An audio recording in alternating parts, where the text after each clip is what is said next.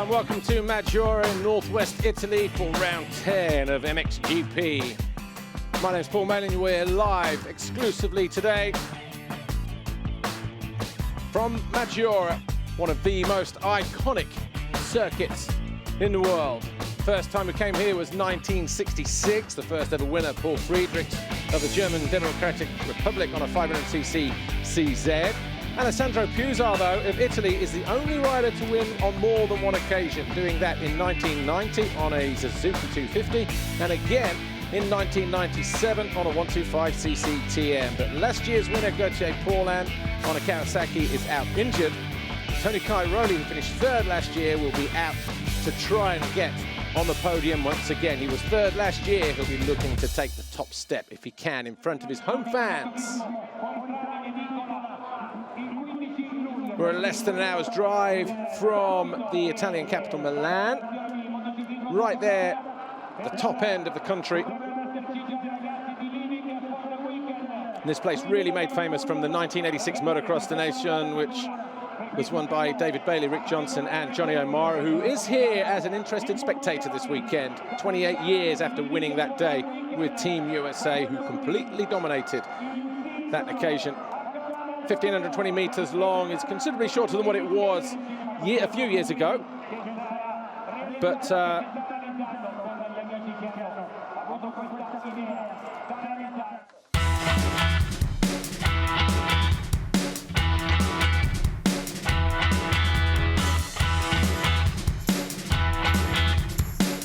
everything started like a couple of months ago when I discovered Gastone Serafini, the boss of the factory, was running in 79, 78 with the number 39, and that made me think why we don't do something special for Maggiora. I asked all the TM crew to find out the colors and how was the bike when Gastone was riding. Well, things started slowly we don't for know TM this year. before how we're gonna work the bike, and also in that time, like the November, December, my teammate had a small injury. Then I had to start testing different frames and links and setting by myself. Well, for Leo, the little injury would prove costly. First, pictures didn't show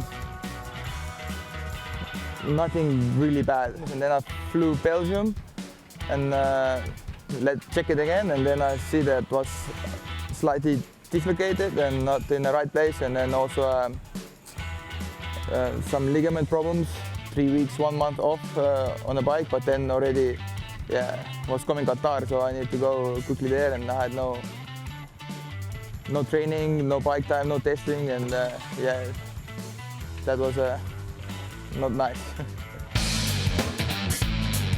The injury meant that Leon and Guarnieri were playing catch-up on the radical new TM. We have the fuel tank is under the seat and the aspiration is in front. We have the weight completely down under the seat. It makes the bike work differently. What I felt the most was sometimes leaning the bike over was when it's no ruts, nothing like this, you lean the bike over was better. So like this was nice, and for sure we have everything completely new there, and also the engine design, everything is new. TM is really a small factory, but they work with passion, they work really well, and you know what, they put like every customers won't go and buy a bike, is really the bike we are using, like it's really a race bike. Well, that race bike is still capable, but can it get on the podium? Many people, like especially some fans, think it's not possible to do it with TM, but it is possible. The bike is very good, and then for sure I want to be on the podium. I want to at least be one time or even more. I push. That's my goal. But when you settle a lower goal, then it's also then your head already stuck in more in the back. I believe I can do it still. And in the retro colours at a favourite track, everyone will be hoping for a red resurgence from the TM boys.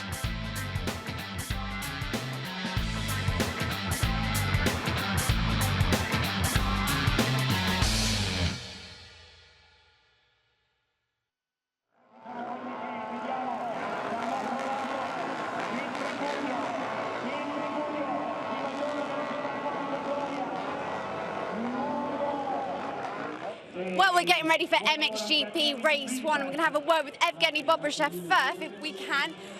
Bobby, we spoke at the beginning of France about your return to full fitness, and you went out and proved it on track there. Yeah, just it's, you know, time came that I'm enjoying the training, racing, so back on the fitness, back on the speed, so improving every weekend and working hard with HRC on the team, and you know, it's fun improving every weekend, so that's coming good. How did you find qualifying yesterday? Yeah, it was fine. Yeah, we was all of them close. I didn't have such a good start, but then yeah, I made some mistakes, but we still was from the first position. I was just 5 seconds behind, so that's good, you know. And looking forward for this race. Well, it's great to see you back up at the sharp end. We're going to move down. It's very noisy here, and if we can, we're going to have a word with Ken de Dijker. We'll squeeze in here. Ken, it was really great to see you yesterday, back to your usual self in qualifying. Yeah, I was getting a little bit better, just had also a good start, so that helped a lot. And then, yeah, hopefully now I can do the same start, and then hopefully we do the same position or even better. Thanks, Ken. Best of luck in race 1. Right, let's take a look at the championship standings.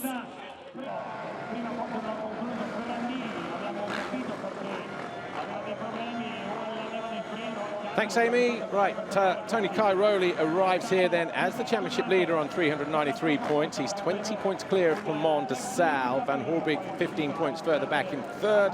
Strybos is fourth, and Gauthier Paulin, still out injured, is in fifth. That means Frossard, who's 8 points adrift, should move at least into the top 5 this weekend with a decent result. So too, maybe even Sean Simpson, who is a 7th, Bobryshev 8th, Nagel 9th. Hope to see him back next week in Germany, and Xavier Borg, who was obviously injured in France a week ago, 2 weekends ago, the previous Grand Prix. The riders just a short while ago then left the waiting zone in front of the skybox through the Monster Energy presentation zone to take a quick look at the track for their sighting lap.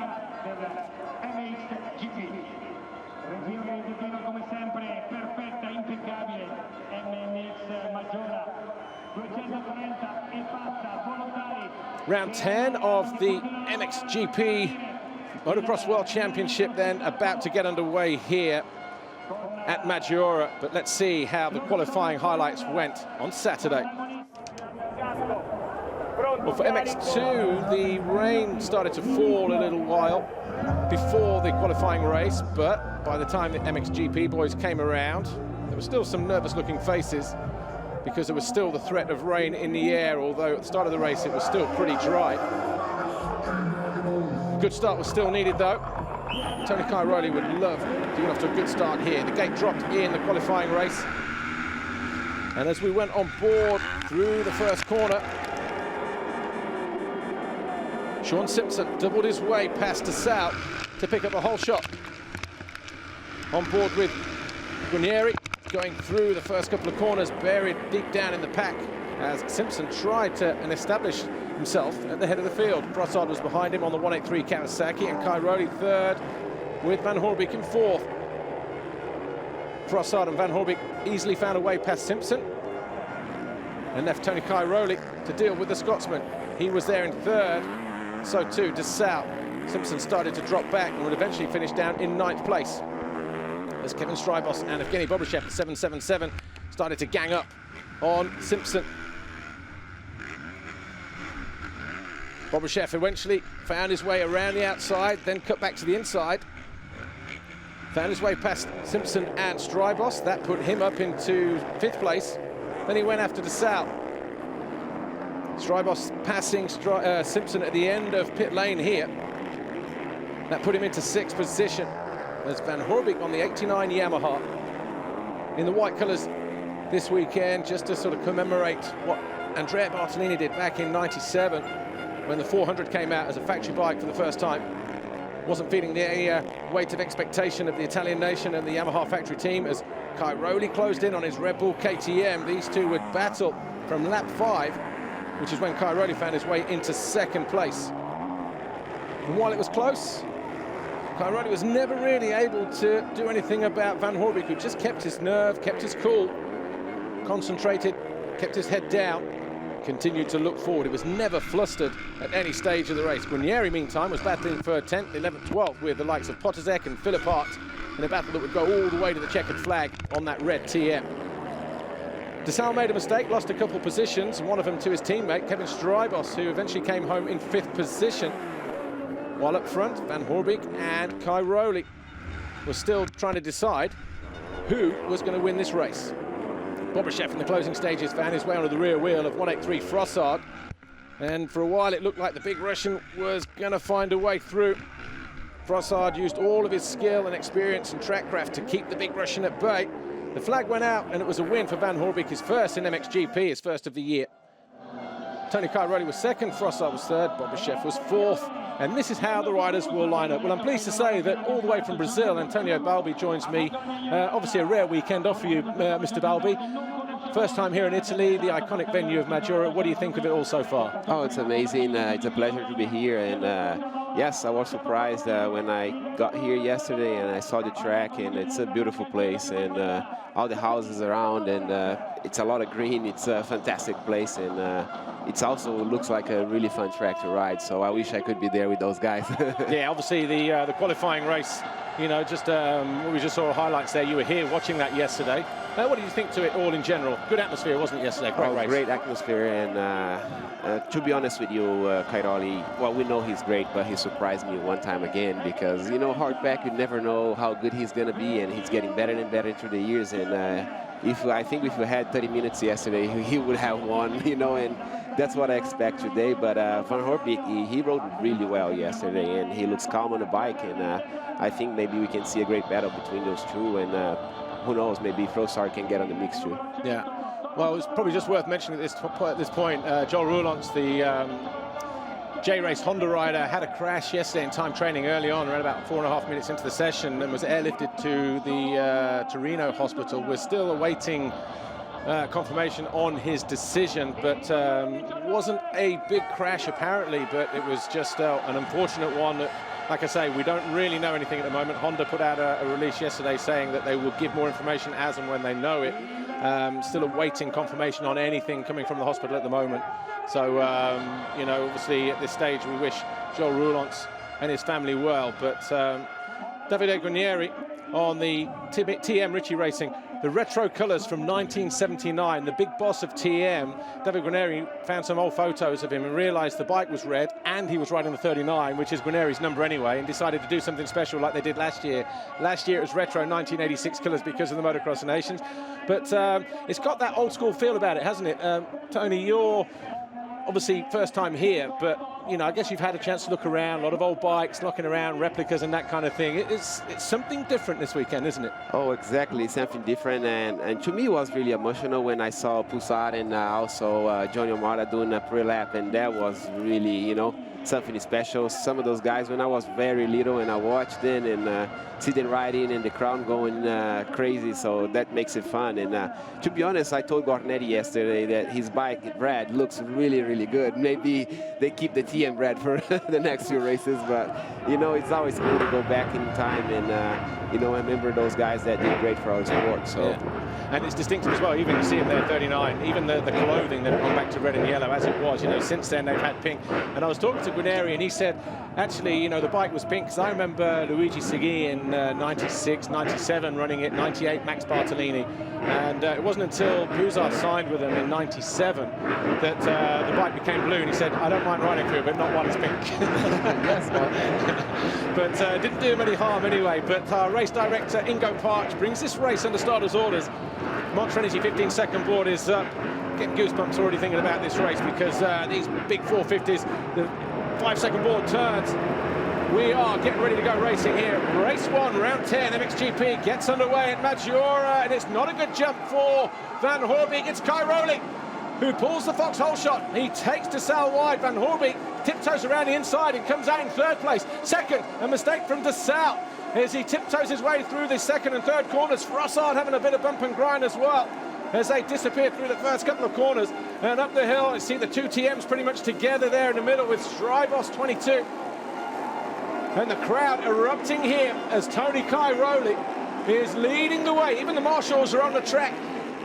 looking to get a glimpse as much as they can of the first corner from O'Mara's lead, which is coming out of the right-hander where Cairoli is now heading up into. And there'll be a wall of noise for the Red Bull KTM. Van Hoorbeek on the Yamaha Faction machine is in second, just behind him in red. Desalle, a good recovery in third on the Rockstar Energy Suzuki. Frossard on the Kawasaki Monster Energy machine is in fourth. Behind him is Philipparts with a great start. Number 19 on the DP Yamaha. Then Bobashev, then Gonçalves, Strybos, Caro and Potazek. Tommy Searle in 10th place at the moment at the first split point. Cairoli fell here at the start of one of the races last year. He won't want to do the same again. He will at least want to get through the first lap.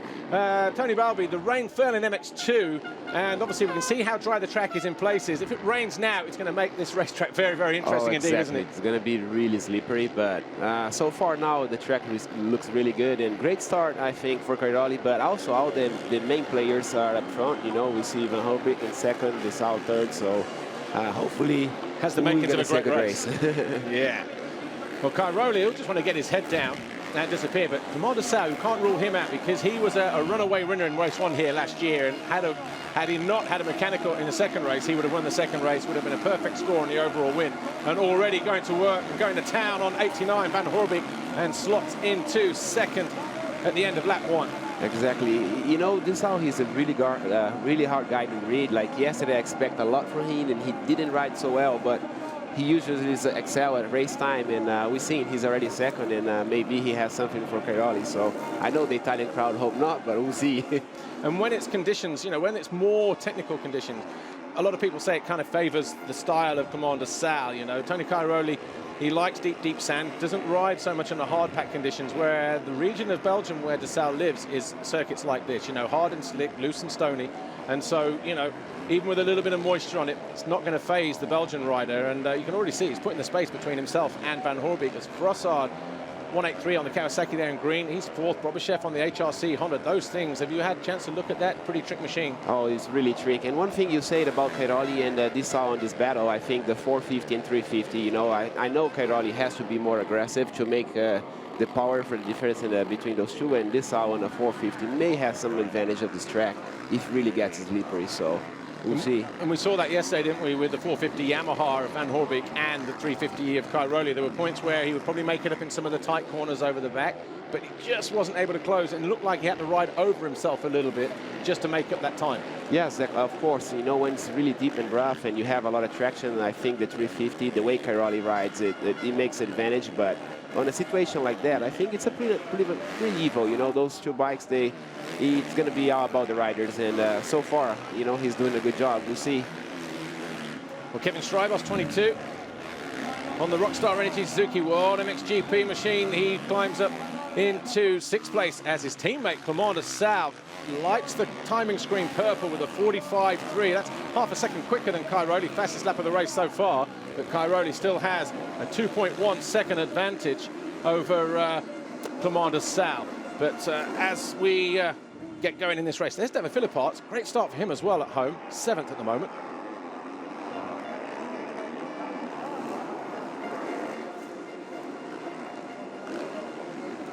David Philipparts, born and raised not a million miles away from this Maggiora circuit. It was always a dream of his to race here. Never had the opportunity when he was a youngster, but he raced here last year, crashed out in qualifying on Saturday, tried to ride through the pain barrier on a Sunday, but just didn't happen for him. And obviously he got through, he joked about it yesterday in a press conference, was able to get through Saturday with no crash. He just wants to get a good result, as that is not a 2.1 second advantage anymore since they came over the line half a lap ago. Tony Balbi joins me all the way from Brazil. Looks like he has something for Cairoli. At least he's trying, and he's getting close. So maybe we're going to see a good battle in the next few laps. So the track looks really rough right now, and those guys are doing a good job. Yeah, Desalle is on it. He's scrubbing and he's trying really hard to get close to Cairoli. Yeah, well, he won the last GP. He's won 2 of the last 3 GPs, actually. One in Spain. He was second in England. He was an overall winner. 2 rare mistakes from Cairoli in France 2 weekends ago. He won't want to make the same mistakes twice, and it was all because, and you know, some people might have a different view, a lot of people say that it's because Desalle was applying the pressure from about this point, you know, this distance, 1 or 2 seconds the whole race. Cairoli was never allowed to switch off, and you know, when it came down to it, a couple of laps to go, back marker got in his line of sight, too much front brake, went down in the second race, for instance. But you know what it's like as a rider. What do you think? It's really hard to say. You know, Cairoli, he's 7 times world champion. I don't think the pressure will get to him that bad, but you know, I just think it's the hard pack, and it's a really, I rode in France before, it's a really tricky circuit, so you know, of course, you know, if it was maybe a 10 seconds lead, he could slow down, he wouldn't make a mistake, but you know, I wouldn't think this guy would crack under pressure, so I just think it's a great battle between those two, and you know, hopefully they're gonna get close and give us a good show. Well, Bobryshev on the HRC Honda, looking menacing there in, what, 5th place as he chases down Stephen Frossard. I'll just give you a quick rundown from the top. Cairoli, 1.5 seconds clear of Desalle, who again sets the fastest lap of the race. A full second quicker than Cairoli last time around. Van Hoorbeek on the white Yamaha machine is in 3rd. Frossard 4th. This guy here on the red Honda, Bobryshev, is 5th. Strybos on the yellow Suzuki behind him is 6th. Philip Arts is 7th. Tommy Searle has now got himself up to 8th place on the CLS Kawasaki Monster Energy machine. 9th is Rui Gonçalves on the bike of Cosworth Yamaha, the Portuguese rider, who never seems to do anything in qualifying, but always seems to bring his A game on race day. And Sean Simpson on the Hitachi KTM is 10th. Guarneri 11th, Dedaika 12th, Ulrich 13th, Rattray on the Husqvarna is 14th, Leoc 15th, and then we've got a wildcard, Gregory Aranda, Samuel Zani, Pier Filippo Bertuzzo, Valentin Tellier on the Gauthier Paulin Kawasaki in 19th, and Mattis Caro on the Wilvo Forkrent KTM is in 20th place.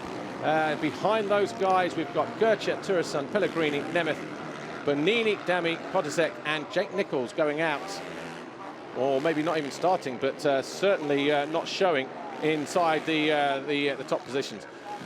It's really tight right now between 7th and 11th, 12th place. Those guys are going for Philippe Passer is 7, which is a good ride for him this year. And we see the other Italian, Barnetti, trying to work on Gonçalves, if I'm not wrong. Yes, the Portuguese guy. So good battle between those two. And yeah, Davide should have, easily ready outside.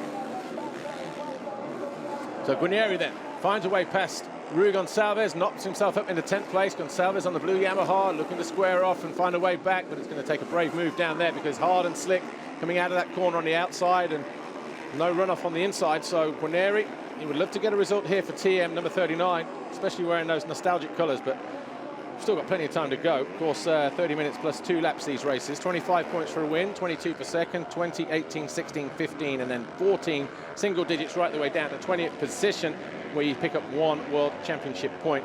Davide Guarneri at the moment in 10th place will pick up 11 points. And who was that just ahead of him? Sean Simpson just disappearing out of sight and around that left-hander to drop down the backside of the mountain. But Cairoli looking like he's got his act together at the moment. He's weathered the storm so far. I know it's early days yet, Tony, but you know, Desalle, as long as he can keep applying that pressure mentally, you've seen the circuit. I know you've had a look around, probably in places just to see, but the braking bumps, especially on the downhills, are pretty tricky, aren't they? Because the hills are steeper than they look on TV. They're bigger than they look on TV. The ground is harder and looser than what we can see on our monitors. And it's only one little loss of concentration, and it can all end in tears, can't it? Yeah, it's really easy to make a mistake when a track it's slippery like that. And, you know, those bumps, it doesn't look so rough on the TV, but, you know, when it's hard packed, those bumps, they really hurt you. So, and it's really hard to get the bike to traction. So, you know, so far, we've seen a similar race what we've seen the last GP between those two, and we'll see what's going to be the end result today, but it's looking good. And actually, I think Frossard is getting closer, don't you? He's not out of it at all. He's only 5 seconds off of Cairoli, so about 2.5 seconds or 3 seconds behind Desalle. So, you know, depending on how this race pans out in the next few minutes or so, you could see a 3 or 4 way battle, because even Van Hoorbeek is only 7 seconds down. Yeah, Frossard was the fastest the last time. He was a 44, maybe the fastest, I think the fastest lap of the race. Versus fastest sector as well. Yes, so maybe he got something for those guys. I really like just the way he rides. He rides like he has nothing to lose. Frossard, he's going for right now. Van Hoorbeek in the red on the white Yamaha this weekend there, number 89. Coming under pressure from Evgeny Bobryshev. He was impressive in qualifying yesterday on the HRC Honda, wasn't he? Came from, well, it wasn't so far back, but he didn't make a good start, and he had to work hard to bridge the gap to Frossard and those guys. No, he was really good. And to me, the way he rides, I think yesterday the track was much better for him, because I know he's a really strong guy, and he's aggressive. So I could see he ride the hard back yesterday, and he was doing really good corners. And today, you can't move around so much because of the ruts and the rain, and so you got to be more patient. So I don't think Bobichev is that much patient, but he's already doing a good job. So 5 laps complete in MXGP race 1 here. It's round 10 of the Motocross World Championship, MXGP. Tony Cairoli, his lead has been slashed a little bit more because it was 1.6 at the end of lap 4, and after 5 laps, it's 1.1. So setting the fastest lap, his own personal best this time. Clement Desalle, 1:44.5, again about a half second quicker than Cairoli. So that gap up and down, just like it was in France 2 weekends ago. Cairoli will know that he can't afford to make a mistake just because of how Desalle is as a rider. Again, smooth but aggressive when he has to be. Those two haven't locked bars and locked horns for a couple of years, but they know each other pretty well, you know, and I'm sure there's respect as riders, as athletes and that kind of thing. But in terms of everything else, it's just kind of, well, you know, everything else is business. Well, it's pretty simple. They both want to win so bad. So, yeah. you know, for more the respect they have for each other. So at the end, you know, they both want to win, and there is only one winner. So it's good for us that are watching here right now. Yeah. Well, Cairoli, Desalle, Frossard, Van Hoorbeek here, 4th. Bobichev just a little bit on and off the rear wheel of Van Hoorbeek in that battle for 4th position. Strybos about 2 seconds further back on the Rockstar Energy Suzuki. Searle now in 7th on the CLS Kawasaki. Philipparts has dropped to 8th on the DP Yamaha. And Sean Simpson is 9th. Guarnieri up into 10th. The Dyker, who was 2nd overall here last year, is 11th. Dennis Ulrich on the Sarholz KTM is 12th. Gonçalves has dropped to 13th. Rattray on the Red Bull Ice One Husqvarna factory bike is in 14th. Leop 15th on the TM Ritchie Racing Machine. Aranda, the 220, who's a wild card this weekend on the Sturm Racing Kawasaki, is in 16th. Caro 17th on the Volvo Fork Rent Machine. Tellier Monster Energy Kawasaki. Pier Filippo Butuzzo and Samuel Zaney ran out the top 20. But as you can see, nothing in it. Fastest man on track though, look at that, 43.5. For Frossard, yes. For Frossard. Best lap of the day, if I'm not wrong. Yeah. Well, purple on the timing screen, fastest lap of the race. So obviously Cairoli, who was a 44.4, Desalle a 44.8, and a 43.5 for Stephen Frossard. Suddenly the Frenchman looking interested on... almost a second faster with the best lap time, so... Yeah, looking, you know, interested on conditions aren't too dissimilar to Saint-Jean-d'Angely.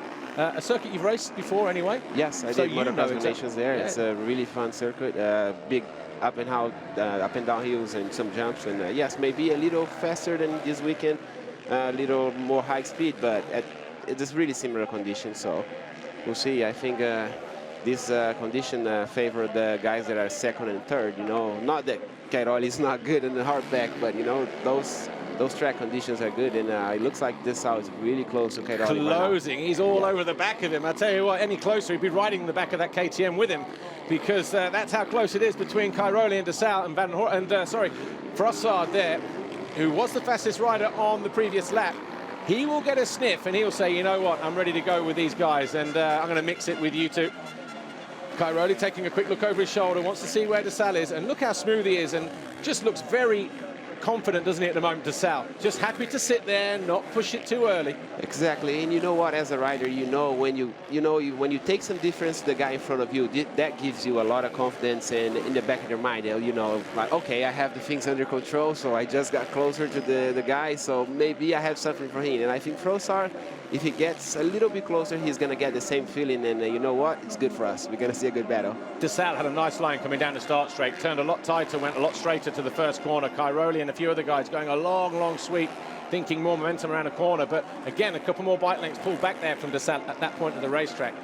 Yes, you know, and right now with this track condition, I think Desalle has the advantage, because, you know, the good start is really important when you have mud or when you have a lot of things coming in your goggle with the vision's not clear. But today, I think there is not so much loose dirt, so being 2nd place, you can see more than the guy that's in front, so maybe you can change some different lines. And but now it's crucial that he do it quick, because if Frossard get close, he's not going to be able to only attack. He's going to have to defend a little bit from Frossard. So exactly. Well, obviously at the moment with 15 minutes plus 2 to go, Cairoli, Desalle, Frossard, they're your top 3. Absolutely nothing in it. Maybe around about 3 seconds, something like that, because I don't think it's 3.5 as it was when they crossed the line just a moment ago. Cairoli definitely knows he's got a fight on his hands. The sun looking like it's trying to come out. The track trying to brighten up a little bit as the Dyker out. So Desalle out of the points and out of the race. His teammate, though, Cairoli, just over a second clear of Desalle. Desalle dropping downhill, getting ready to come past pit lane. Back marker. Potozek moves out of the way on the 2B Yamaha. Frossard definitely getting closer, and I don't think Van Horbek's out of it yet either. He's only, well, let's see, as all four of them come over the line, they're about 7 seconds apart. It's now 6, and he sets the fastest lap of the race. 1:42.9 for Jeremy Van Horbek. Suddenly, all four guys pretty much in the same shot. Oh, of course, but I think Cairoli just picked up something. It's the first time he lapped on the 43 mark, and, you know, maybe halfway he's trying to give some attack or try to do something to get some clear. Up the inside of Leok. And made the pass. Wild card on the Sturm Kawasaki team. You know well, actually. You've ridden for those, haven't you, a couple of times? Yeah. I battle with those guys. Randa, Leok, so those guys, they race hard, you know. They may not racing up front, but they always race hard. But Sturm Racing Kawasaki, they're here as a wild card, a team that you raced for when you came over to Europe. Of course, yeah, I did a race for them before, and even in Brazil I raced for them.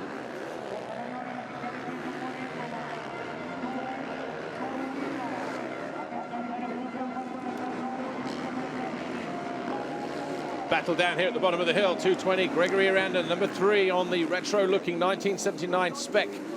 In colours only, not engine, of course.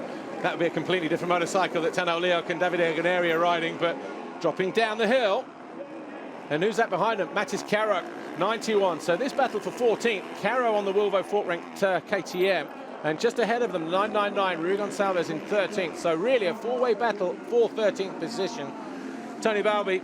Obviously, Rui Gonçalves made a decent start, but just dropping back. I don't know how well you know him or if you've had a chance to speak to him, but if you have, has he said anything to you about how he's feeling coming in this weekend or not? No, not had a chance? No, I haven't had a chance. But, you know, just watching this battle, it shows how stacked is the GP field on MX1 class. You know, you see those guys going for it and riding, you know, not far away from the lap times of the leaders. And, you know, they fight a battle for 14th, 15th place. So it's a really stacked class. And Gonçalves just made his mistake, almost crashed, so he saved it.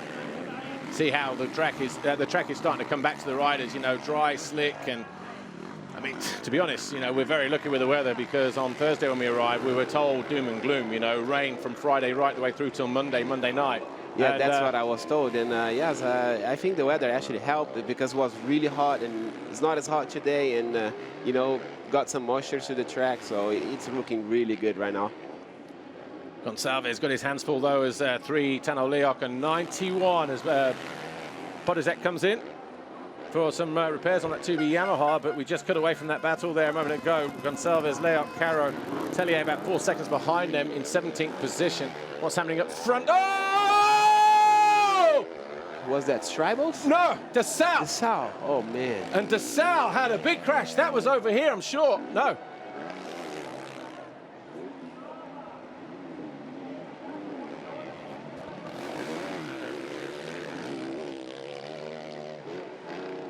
Clement Desalle has just had one of the biggest crashes over on the far side of the circuit, crashed out of second position. That's going to hand Frossard second. Van Horbek will go third. I mean, it was so big, I don't even think we'll see a replay of it, because I think there were more people involved, but Cairoli, it was on the backside of the hotel area whereby well, just the other side of the corner jump that works its way back through the valley, but he's picked himself up and rejoined the race.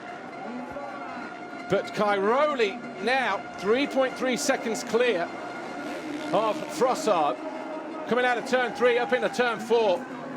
Van Horbek is now in 3rd, Stribos 4th, Desalle about to come over the line in 7th place. 7th place, yeah. But he has had a big crash there. And as I said, it looked like there was other people involved there. I hope they're okay. But Cairoli, Frossard, Van Horbek is the new running order after 10 laps. Stribos 4th, Searle up into 5th, Bobryshev 6th, Desalle 7th, Philipparts 8th, Simpson 9th, Guarneri 10th. And it was, wow, just a big moment in the race. He's picked himself up, but yeah, his bike looked a little bit bent, and well, he's back in the race. Hopefully he didn't get hurt, and But it's a bummer. He was riding really well, and you know, it was good for the championship. So this is Bobryshev passing Tommy Searle. So Searle had already found a way through. So Bobryshev must have made a mistake there. And actually, no, he hadn't, had it, because Searle was right there anyway. Bobryshev was there because he was in and around that battle with Van Hoorbeek. So he must have made a mistake, and obviously is regrouping now. But it was over the jump in the background, wasn't it? I think where just there, went off the track in the background there and ended up over this side of the track, Desalle. So Bobryshev finds his way past Tommy Searle, moves himself up in a 5th place as Frossard sets a personal best of the race for him. 2.6 seconds down, so his gap is coming down to Cairoli, who obviously would have got a little bit of breathing space as a result of Desalle going down on that jump. So Cairoli, Frossard, Van Hoorbeek, Strybos. Right, let's take a quick look. Apparently the replay of Desalle.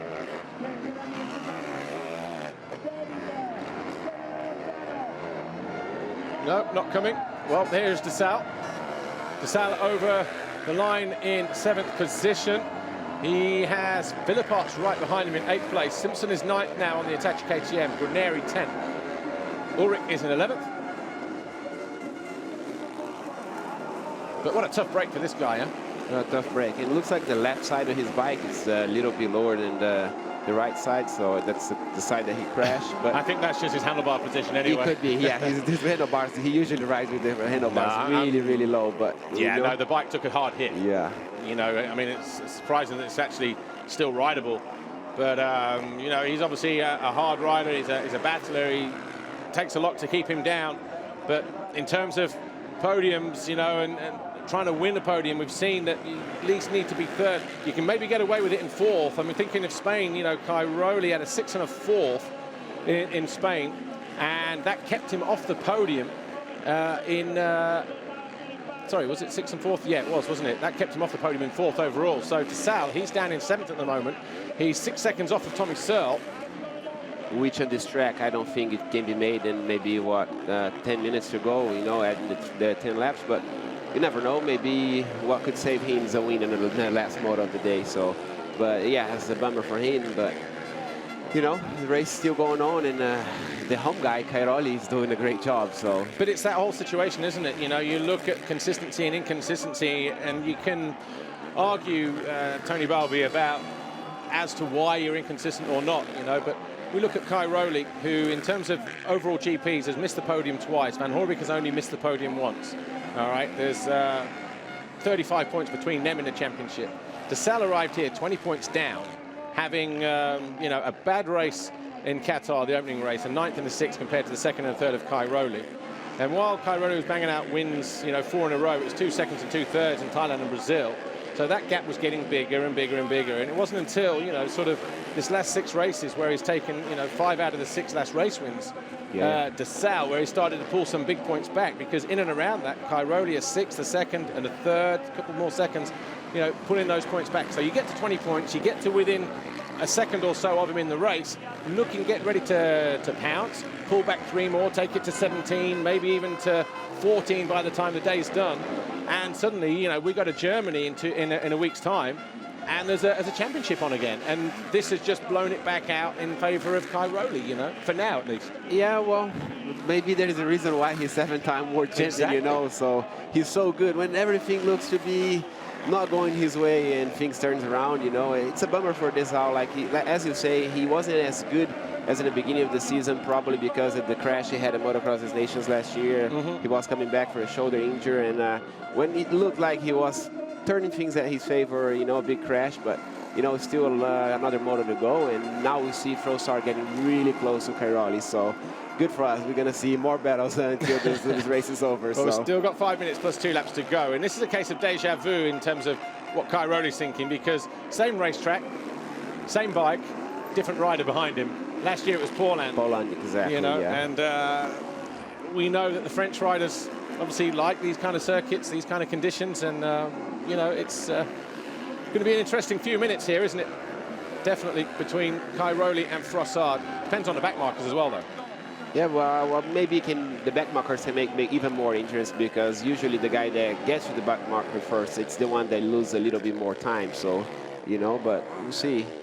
Cairoli, you know, I don't think he'll let the Frossard go unless he makes a mistake, which is not the thing that he usually does, you know. All right, he's trying hard though.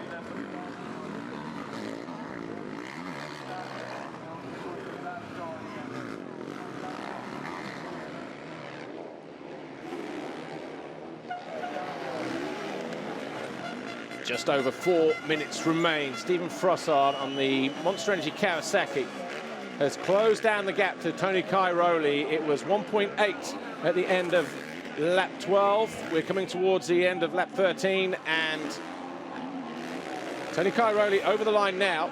The gap between him and Frossard, 1.4 seconds, so it's coming down ever so slightly. Tony Balbi, if you were going to put your money on any one of these two riders now, who would it be? I'm sure I know where the smart money is going to go, but we all like to place a bet every now and again, don't we? Oh, of course, you know, but it's really hard to bet against Cairoli. You know, he's up front. This track is not easy to pass, so I still think he has the advantage, you know, but Frossard was faster the last lap. I think they playing a game right now, and you know, but I think Cairoli is going to take the win. He's at home, you know, he wants to revenge for last year, like you say. It looks like deja vu, but I'll put money on Cairoli, so that's a bet I would make. Well, he's done everything right so far. He got into the front early.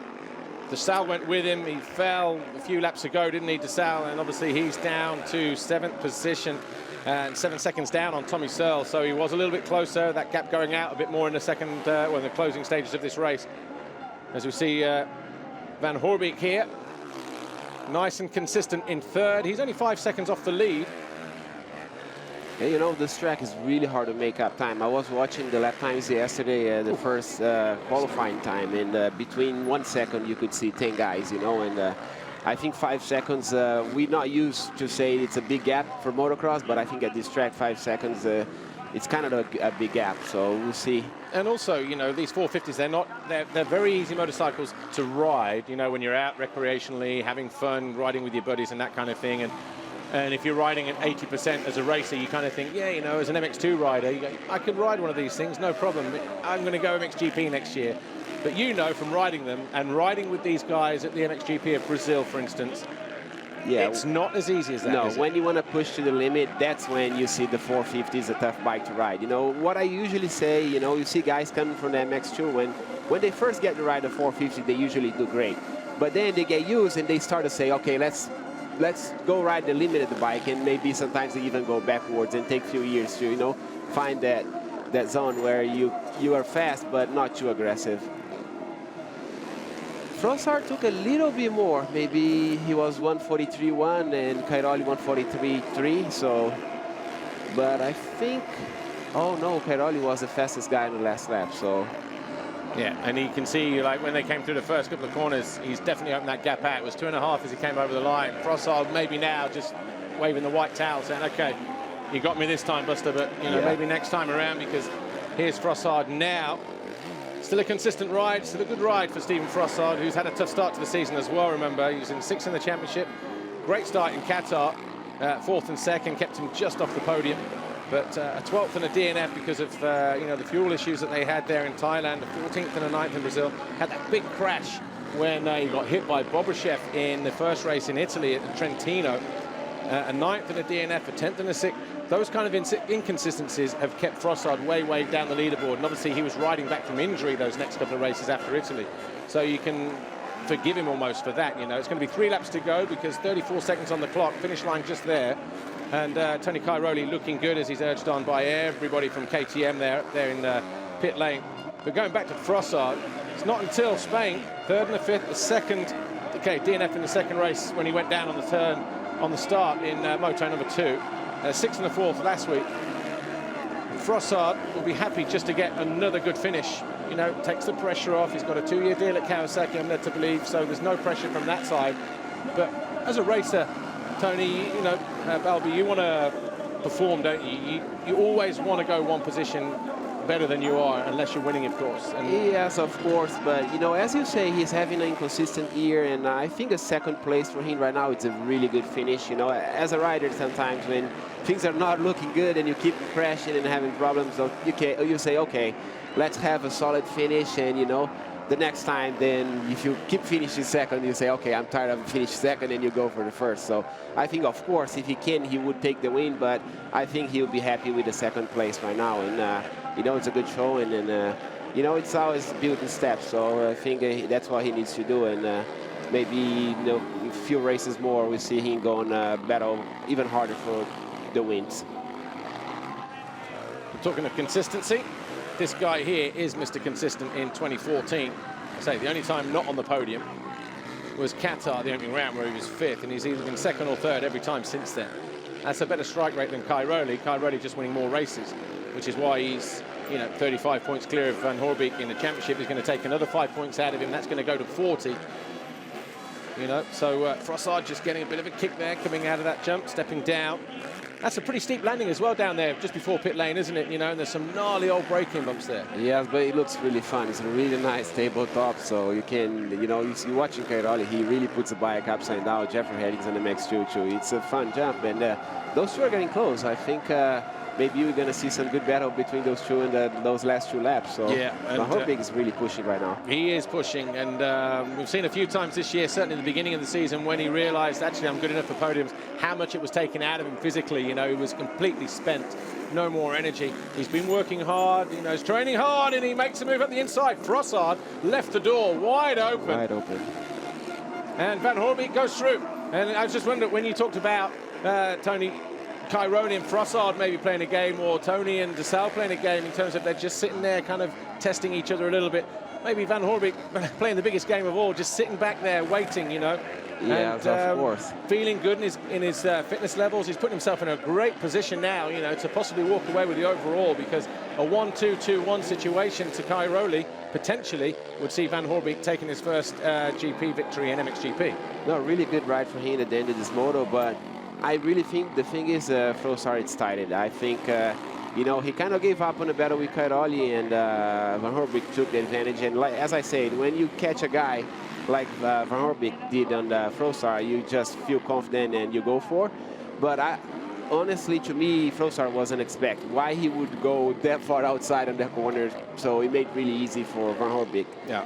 But they still close to Cairoli as only the 3 race seconds. comes to the end. Yeah, only 3 seconds.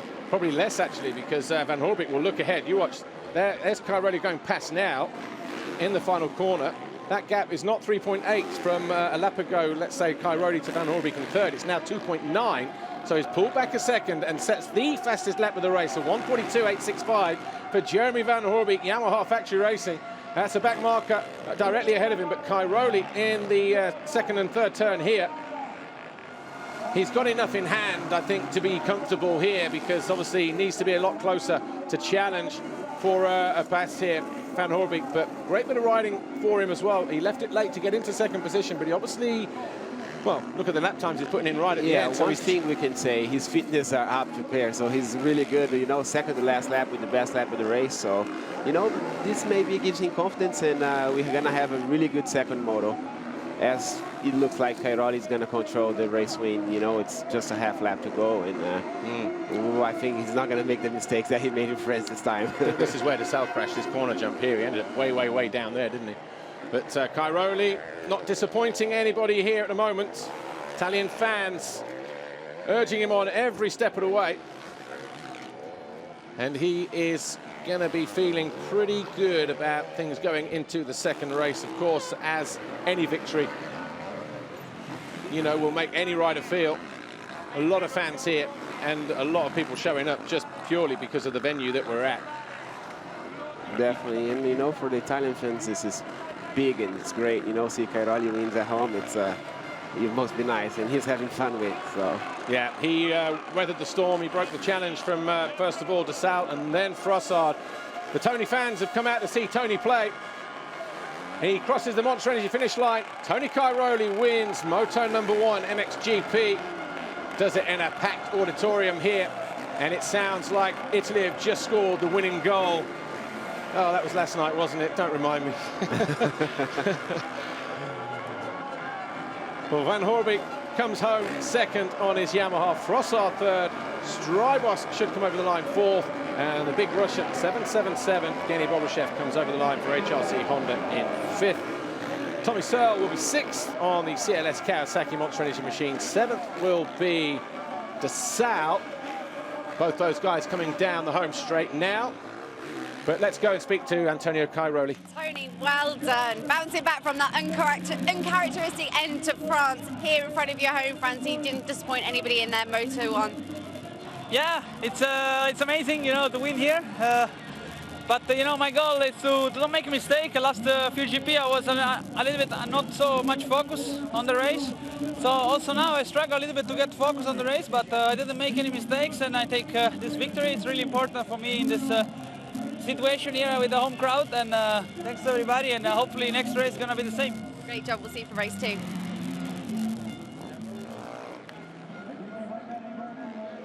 Perfect start then for Antonio Cairoli and Red Bull KTM Factory Racing. Pretty much a start to finish win by more than 4 seconds over Jeremy Van Hoorbeek. But there were 1 or 2 scares as Desalle and Frossard closed in initially. But as we say, he rode the perfect race in Moto number 1.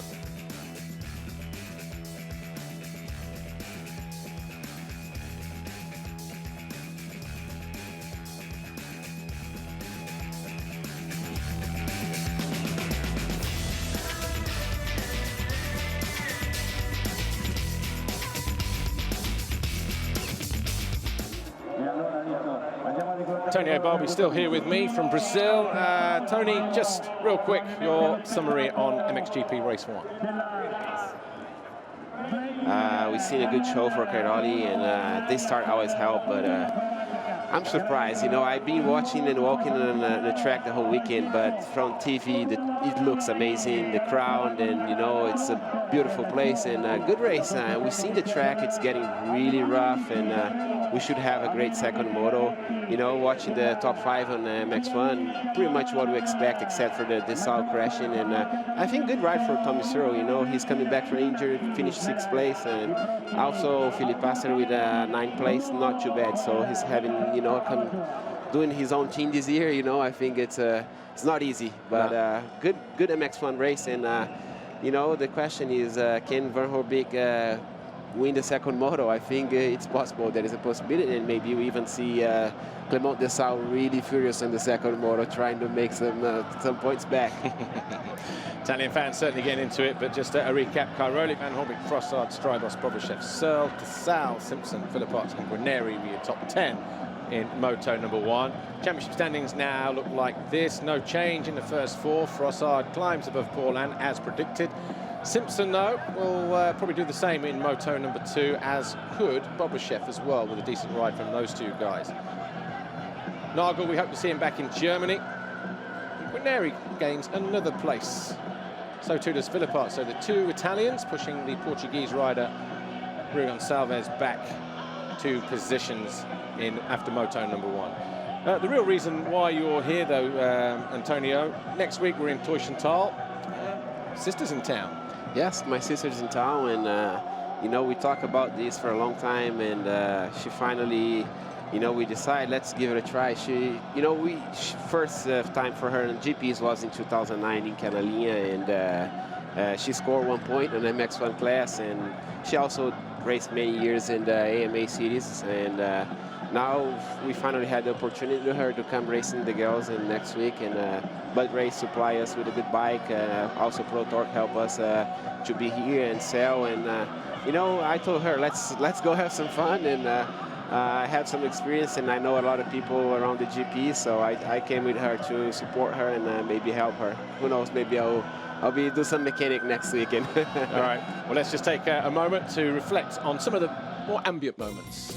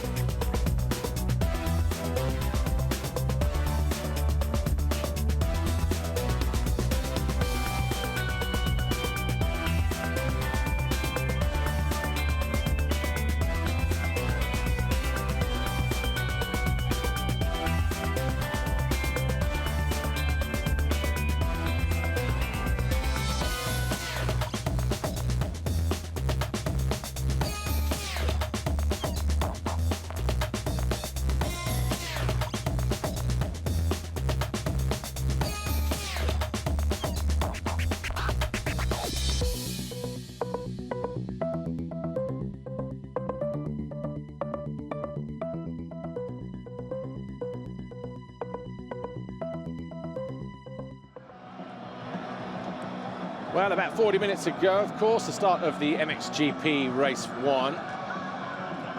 And it was Tony Cairoli, I believe, who picked up the Fox Hole Shot Award.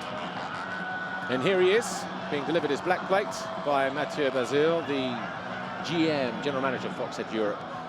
So another whole shot point for him. Antonio, before we see some race highlights from Race 1, Motocross Nations here in 2016, how important would that be? How magical would it be for you to race here? Sorry? It would be a dream come true, you know. I'm not young no more, but I still have some gas left on my tank. And, you know, usually right now I'm the fastest Brazilian, you know, on our championship points. And this year I should be on the team. And, you know, let's keep working those next 2 years. And, you know, when I got here yesterday, they told me about Motocross of Nations. I'm like, man, this may be a great opportunity to have a last race of my career, you know. So let's keep working. But a great track, and I hope we can make it through. Okay, well, thank you for joining us here in the booth as we take a quick look at some of the best moments from MXGP Race 1. Decent start from the middle there, number 19. David Philipparts on the DP Racing Yamaha. Alongside him was Sean Simpson. Look at that, hooking the back of the start gate there. Very lucky not to flip that, hook him over the handlebars. But at the inside, Tony Cairoli didn't make a great start initially, but was able to hang it down the inside. Van Hoorbeek didn't make a good jump either. He also held a tight line, but Cairoli came out, was able to swing wide on the exit and cross the Fox Hole Shot stripe ahead of everybody else.